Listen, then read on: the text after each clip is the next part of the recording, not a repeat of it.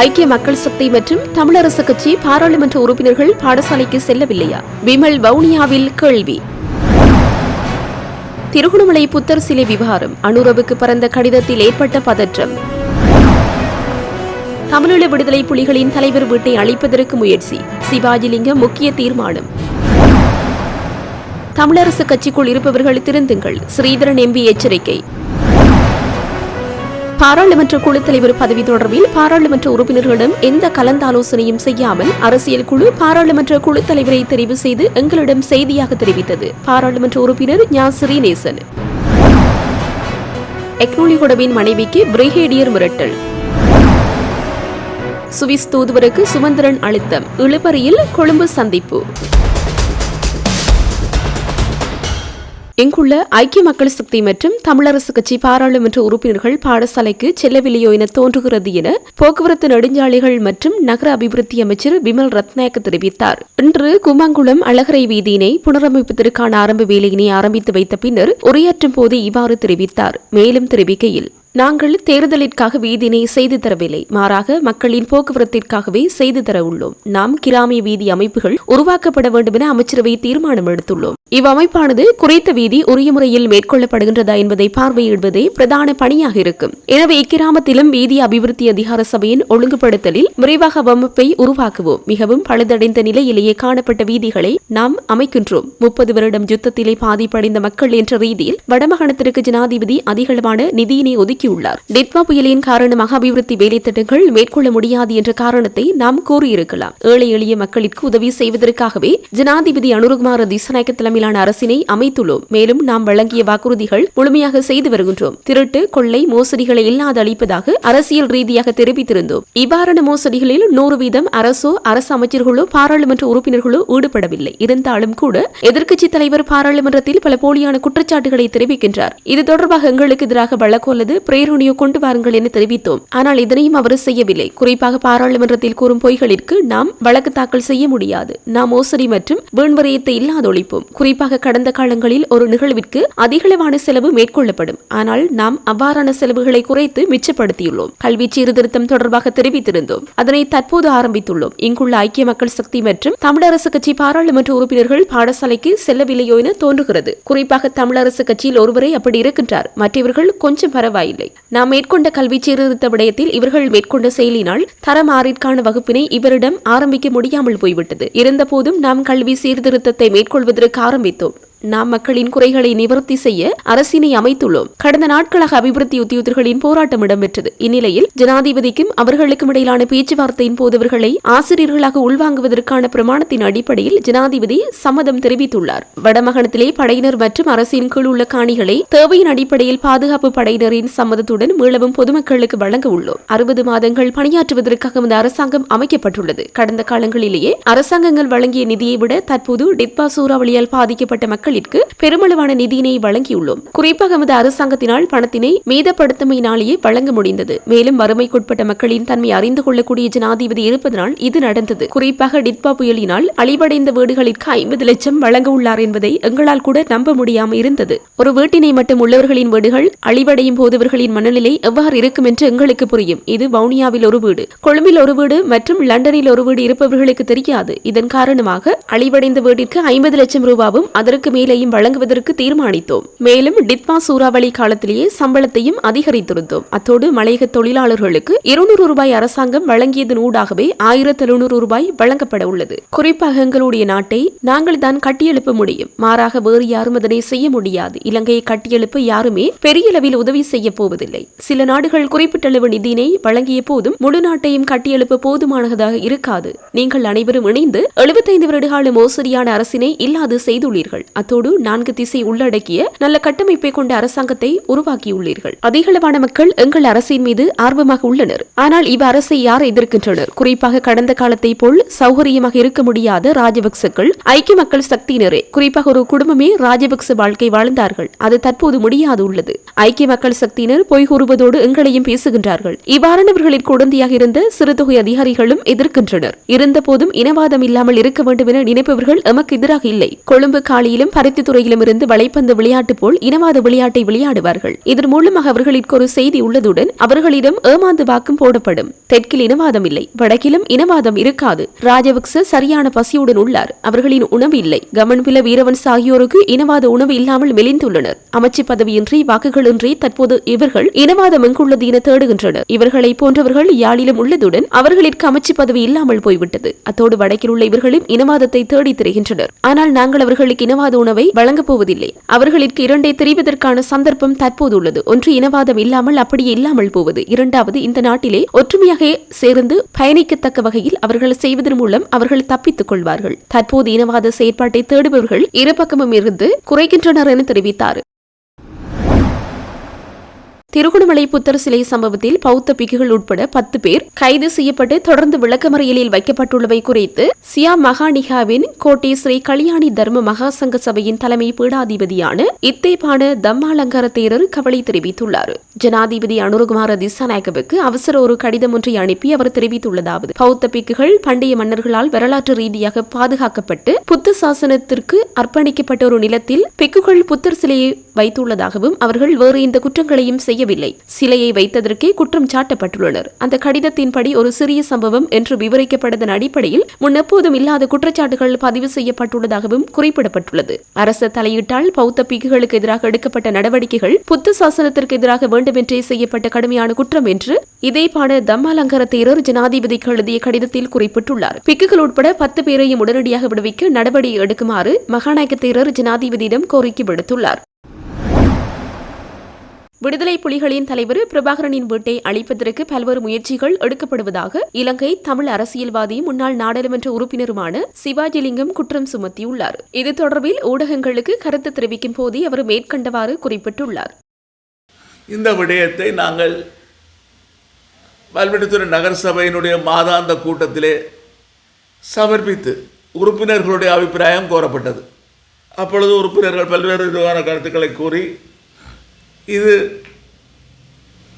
தமிழீழ தேசிய தலைவர் மேதகு பிரபாகரன் அவர்கள் வாழ்ந்த இல்லத்தினுடைய அடையாளத்தை அளிக்கின்ற ஒரு முயற்சியாக இருக்கின்ற காரணத்தால் இதை நாங்கள் உடனடியாக அனுமதிக்க முடியாது. சில வேண்டுகோள்களை, நிபந்தனைகளை நாங்கள் விதிக்க வேண்டும் என்று சொன்ன அடிப்படையிலே ஏகமனதாக ஒரு தீர்மானத்தை நாங்கள் எடுத்து அவர்களுக்கு ஒரு கடிதம் மூலம் அறிவித்திருக்கிறேன். அந்த கடிதத்தை நான் இப்பொழுது வாசிக்கின்றேன். திருமதி மதியாபரணம் ஜெகதீஸ்வரி, 12வது பிரிவு, பிடிசி, கலைஞர் கருணாநிதி நகர், சென்னை 6,78,000, தமிழ்நாடு, இந்தியா. ஊடாக திரு நானா அனந்தராஜ், தனியம்பை வெள்ளட்டுத்துறை, அன்புடையீர். தங்களின் கட்டட அனுமதிக்கான விண்ணப்பம் தொடர்பானது. தங்களின் 3/12/2025 கட்டட விண்ணப்பம் சார்பாக குறித்த விண்ணப்பம் தொடர்பாக மக்கள் மத்தியில் பல்வேறு கருத்துக்கள் நிலவுவதை தொடர்ந்து நகரசபை சம்பந்தமாக 30/1/2026 மாதாந்த கூட்டத்தில் ஆராய்ந்து ஒரு தீர்மானத்தினை எடுத்துள்ளது. வேலுப்பிள்ளை பிரபாகரன் அவர்கள் சிறுவயதில் 15 ஆண்டுகள் வசித்த வீட்டில் அடையாளம் மறையக்கூடியது என்பதன் அடிப்படையிலே இந்த தீர்மானம் எடுக்கப்பட்டுள்ளது. உலகத் தலைவர்கள் பலர் வீடுகளில் இன்றும் அருங்காட்சியகமாக பாதுகாப்பு பேணப்பட்டு வருகின்றது. இந்த வீடு அவர்கள் அமரர்கள் வேலுப்பிள்ளை தம்பதிகளின் மூத்த மகளாகிய உங்களுக்கு சீதனமாக வழங்கும் ஆதரவு என்பதில் மாற்று கருத்துக்கு இடமில்லை. இருந்தாலும் அந்த வீடு இடித்து அழிக்கப்பட்டு இடிபாடுகளும் இராணுவ மாவுக்கு கொண்டு செல்லப்பட்டு காட்டுமராண்டித்தனம் அரங்கேறியது. இவ்வாறு வேலுப்பிள்ளை பிரபாகரன் வசித்த வீட்டின் அடையாளத்தை அழிக்கும் முயற்சி முற்றுப்புள்ளி வைக்க வேண்டிய தேவை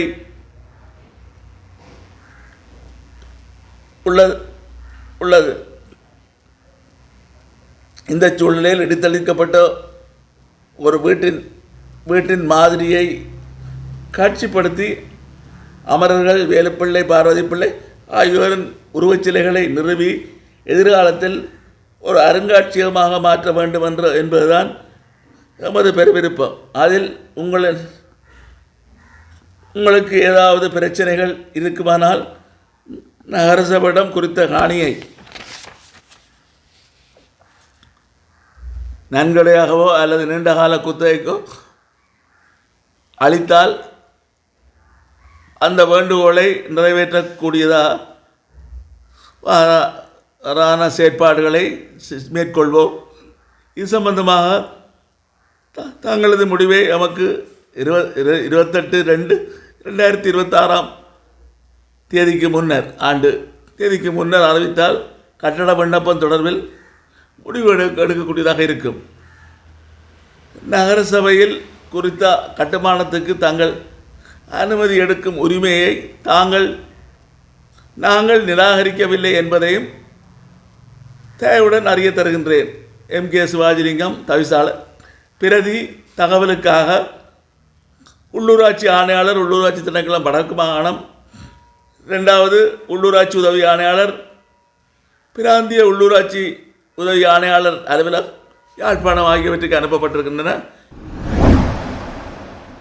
இலங்கை தமிழரசு கட்சிக்குள் நிலவும் உள்வீட்டு பிரச்சினை மிக கேவலமாக உள்ளது. இனியும் திருந்தாவிட்டால் மக்கள் முன் செல்ல முடியாது என்று இலங்கை தமிழரசு கட்சியின் நாடாளுமன்ற உறுப்பினர் சிவஞானம் ஸ்ரீதரன் தெரிவித்துள்ளார். நாடாளுமன்ற குழு தலைவராக நியமிக்கப்பட்டதை கூட இனிப்பு வழங்கி பெனர் கட்டி கொண்டாடுகின்றனர். எமது மண்ணில் இதற்கு முன்னர் இப்படி நடந்துள்ளதா என்றும் அவர் கேள்வி எழுப்பினார். இது தொடர்பில் ஊடகங்களிடம் அவர் மேலும் தெரிவிக்கையில், எனக்கு எதிராக மிகப்பெரிய உளவியல் போர் தொடுக்கப்படுகின்றது. இந்த உளவியல் போரால் தான் கட்சியிலிருந்து பலர் வெளியேறினார்கள். NPP மீது தமிழ் மக்கள் காதல் கொண்டு வாக்களிக்கவில்லை. எமது கட்சி மீது இருந்த கோபத்தின் வெளிப்பாடுதான் அது. இது தமிழ் மக்கள் எமக்கு வழங்கிய தண்டனையாகும். இனியும் திருந்தாவிட்டால் மக்கள் முன் செல்ல முடியாது. அதேவேளை ஸ்ரீதரன் யார் என்பது தமிழ் மக்களுக்கு தெரியும். நாட்டை விட்டு ஓடியவன் கிடையாது. பிள்ளைகள் மற்றும் குடும்பத்தினர் இங்குதான் உள்ளனர். எனக்கு பதவி முக்கியமல்ல. நாடாளுமன்ற குழு தலைவர் பதவிக்காக நான் அடிபட போவதில்லை. ஜனநாயக முறையிலேயே பதவிக்கு வந்தேன் என குறிப்பிட்டுள்ளார்.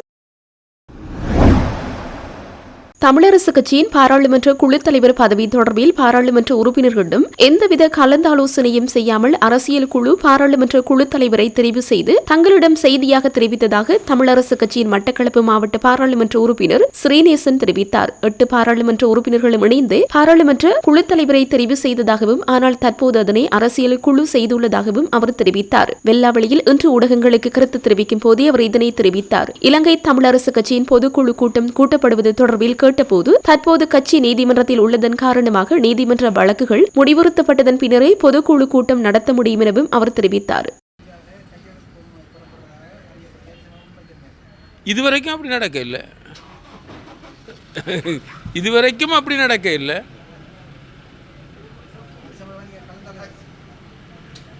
நீங்க கேட்க வர்றது எனக்கு விளங்கு. அதாவது பாராளுமன்ற குழு 8 பேரை கொண்ட உறுப்பினர்கள் இருக்குது. பாராளுமன்ற குழு, இந்த பாராளுமன்ற குழு மூலமாக இந்த பாராளுமன்ற குழு தலைவர் நியமிக்கப்பட்டாரா என்ற கேள்வியை நீங்கள் என்னிட்ட கேட்குறீங்க. அந்த வகையில் சொல்ல போனோம்னா அரசியல் குழு தான் பாராளுமன்ற குழு தலைவரை தெரிவு செய்திருக்கிறது ஒழிய பாராளுமன்ற குழு சம்பந்தமாக இந்த பாராளுமன்ற குழு தலைவர் சம்பந்தமாக பாராளுமன்ற குழுவிடம் பேசவில்லை அல்லது முடிவெடுத்த பின்னர் எங்களுக்கு செய்தியை சொல்வதற்காக வந்தார்களே எங்களிடம் கலந்து ஆலோசித்து அந்த முடிவெடுக்கவில்லை. இதுதான் நீங்கள் எதிர்பார்க்குற விட.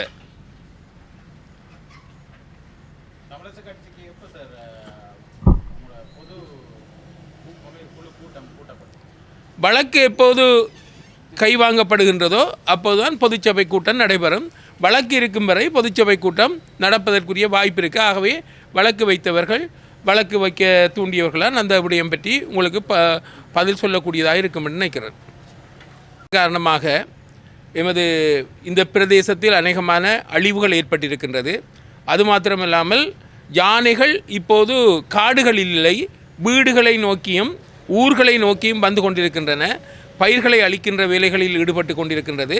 அதே போன்றுதான் இன்னும் சொல்லப்போனோம் என்றால் பயிர்கள் மாத்திரமல்லாமல் உயிர்களையும் அழித்து கொண்டிருக்கின்றது. எனவே இந்த யானை விடயத்தில் மிக முக்கியமான தீர்மானத்தை அரசு எடுக்க வேண்டும். யானைகள் செல்லப்பிராணிகளாக இருக்கின்ற போது மனிதர்கள் கொல்லப்படக்கூடிய ஒரு பிராணிகளாக பிரகடனப்படுத்தப்பட்டுள்ளதோ எனக்கு தெரியவில்லை.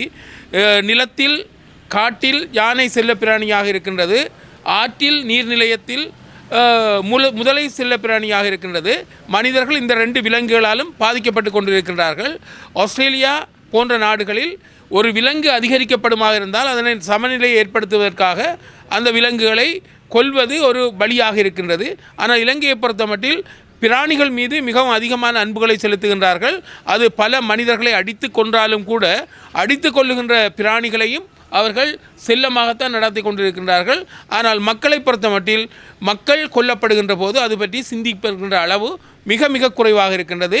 ஒரு தலைப்பொன்று வைத்திருக்கின்றார்கள். ஒரு மனிதனை அல்லது மனிதனின் சொத்துக்களை யானை துவம்சம் செய்யுமாக இருந்தால் அதனை அழகாக சொல்லுகின்றார்கள், யானை மனிதர் முரண்பாடு என்று சொல்லுகின்றார்கள். ஆகவே இந்த விடயத்தில் தீர்க்கமான ஒரு முடிவை எடுத்து மக்கள் நிம்மதியாக வாழ்வதற்குரிய வாய்ப்பை அரசாங்கம் வழங்க வேண்டும் என்று நான் கேட்டுக்கொள்கின்றேன். அபிவிருத்தி விடயத்திலும் அதிகமான பாலங்களாக இருக்கலாம், பாதைகளாக இருக்கலாம், அல்லது பல வெள்ளத்தால் பாதிக்கப்பட்ட இடங்கள் அபிவிருத்தி செய்யப்படுவதற்கு இருக்கின்றன. மிக விரைவாக இந்த விடயங்களை செய்ய வேண்டும். அதே வேளையில் இந்த அரசாங்கம் தயவு செய்து கடந்த கால அரசாங்கங்களை போன்று இனவாத அல்லது மதவாத அரசாங்கமாக இல்லாமல் மக்கள் எல்லோரையும் பொதுவாக சமத்துவமாக நோக்கி பணிகள் செய்யக்கூடிய அரசாங்கமாக இருக்க வேண்டும் என்று இந்த இடத்தில் நான் கேட்டுக்கொள்கின்றேன். 1 வருடத்தை முடித்து விட்டீர்கள். இன்னும் இருக்கின்ற வருடங்களிலாவது தேசிய இனப்பிரச்சனையை தீர்த்து நீங்கள் சுதந்திர தினத்தை கொண்டாடுகின்ற போது தமிழ் மக்கள் அன்றைய தினத்தை கரி நாளாக அனுஷ்டிக்கின்ற அந்த வாய்ப்பை அல்லது அந்த சந்தர்ப்பத்தை அளிக்காமல் இனி வருகின்ற சுதந்திர தினத்திலாவது உங்களோடு இணைந்து நாங்கள் கொண்டாடுவதாக இருந்தால் இந்த தேசிய இனப்பிரச்சனையை தீர்க்க வேண்டும், கைதிகளை விடுதலை செய்ய வேண்டும், காணாமல் போனவர்களுக்குரிய பிரச்சனைகளை தீர்க்க வேண்டும். அதே போன்றுதான் ஆக்கிரமிக்கப்பட்ட காணிகள் விடுவிக்கப்பட வேண்டும். இதையும் விட மாகாண சபை தேர்தல் இழுத்தடிக்கப்பட்டு கொண்டிருக்கிறது, அது நடத்தப்பட வேண்டும். மனித உரிமை மீறல்களில் ஈடுபட்ட குற்றவாளிகள் தராதரம் பார்க்காமல் தண்டிக்கப்படுவதற்குரிய வாய்ப்புகளை ஏற்படுத்தினால்தான் அடுத்த முறை நீங்கள் நினைப்பது போன்று சுதந்திர தின கொண்டாட்டத்தில் நாங்களும் கலந்து கொள்ளக்கூடியதாக இருக்கும். மாறாக தேசிய இன பிரச்சனை தீர்க்கப்படாத சூழல், காணாமலாக்கப்பட்ட பிரச்சனைகள் தீர்க்கப்படாத சூழலில் நாங்கள் இலங்கையின் சுதந்திரத்தை கொண்டாடுவதற்கு மன ரீதியாக நாங்கள் தயாரில்லை என்பதை கூறிக்கொள்ள விரும்புகின்றேன்.